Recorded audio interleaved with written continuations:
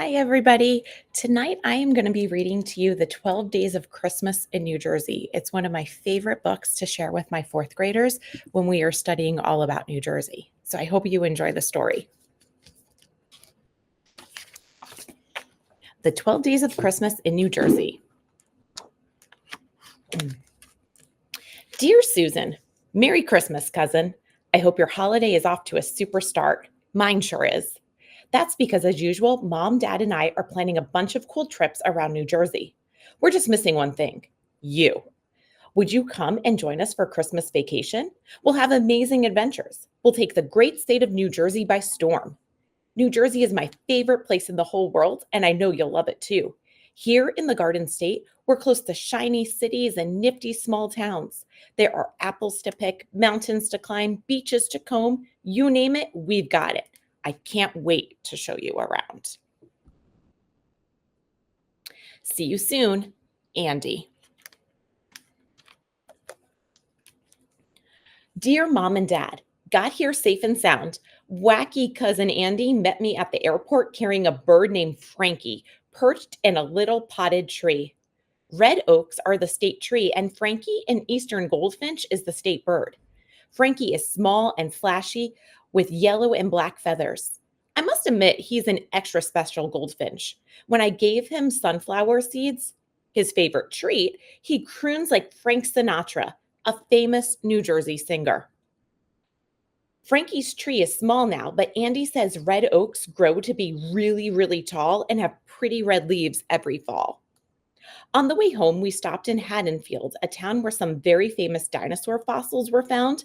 The skeleton of Hattie, the Hadrosaurus, a duck-billed plant eater, was unearthed there in 1858. At the time, it was the most complete dinosaur skeleton ever found. And its discovery convinced people that dinosaurs really had lived on Earth. When the Hadrosaurus was alive, it was taller than a house. Wow. Susan. So on the first day of Christmas, my cousin gave to me a goldfinch in a red oak tree. There's the gold. There's the goldfinch in that small red oak tree right now. My fellow Americans, Andy and I are patriots tonight. We're all dressed up to look like soldiers in George Washington's army. Soon we'll row across the Delaware River to fight the British. Our password: victory or death. On Christmas Day in 1776, George Washington led his army from Pennsylvania to New Jersey across the Delaware River. There was a terrible blizzard that night, and the river was full of ice. The boats almost didn't make it, but Washington and his soldiers surprised the sleeping enemy and won a major American victory in the Revolutionary War. Patriots everywhere cheered. Now, every year at Christmas time, New Jersey celebrates Patriots Week by reenacting Washington's crossing of the Delaware. Andy says there were more Revolutionary War battles fought in New Jersey than in any other state. Washington's army camped here lots of times too. That's why New Jersey is still called the crossroads of the Revolution. Patriotically yours, Susan. On the second day of Christmas, my cousin gave to me 2 patriots and a goldfinch in a red oak tree.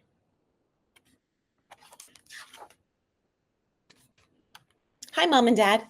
Today, 3 balls of fur named Max, Millie, and Mort joined the family. These are no ordinary pups, they're super dogs. Andy volunteered to raise the puppies for a guide dog school, the Seeing Eye in Morristown, that trained the first guide dogs in the United States. Now, families all over New Jersey raise puppies for this special school. Andy takes his pups to lots of places, even to his own school, so that they'll be comfortable anywhere. He's teaching the pups to be kind and obedient, which will help them be good guide dogs. In a year and a half, when they're old enough, Max, Millie, and Mort will move back to Morristown. They'll learn how to guide blind people safely on busy streets and stores and at unfamiliar houses or anywhere their owners want to go. When they graduate from the Seeing Eye, these super doggies will be lifesavers. Puppy kisses, Susan. On the third day of Christmas, my cousin gave to me 3 smart pups, 2 patriots, and a goldfinch in a red oak tree. Dear Mom and Dad, giddy up. Andy's favorite way to see New Jersey is to take a ride on the state animal, a horse. The U.S. equestrian team trains Olympic horses and riders here, and there's even a picture of a horse on the state seal. In fact, there are more horses per square mile in New Jersey than in any other state. So today, Andy and I saddled up some frisky colts and went for a ride.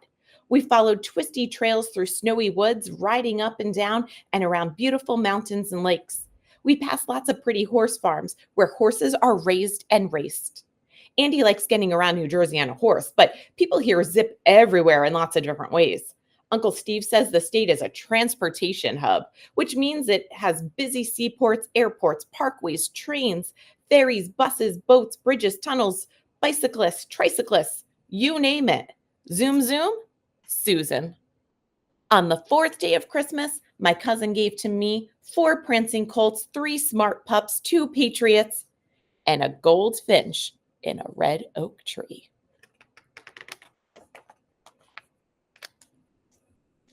Hi, Mom and Dad. Early visitors to New Jersey weren't met by Frankie the Goldfinch at an airport. Instead, many were guided safely to shore by lighthouses. Some of New Jersey's nifty historic lighthouses are still open to visitors like Andy and me. Today, we saw Sandy Hook Light, the oldest operating lighthouse in the United States, which started guiding ships in 1764. Then there's the Cape May Lighthouse, where a huge electric bulb was installed in 1938. Its golden beam could be seen 19 miles out to sea. We also visited the Hereford Inlet Lighthouse on the National Registry of Historic Places and the East Point Lighthouse, where custodians once lived for free.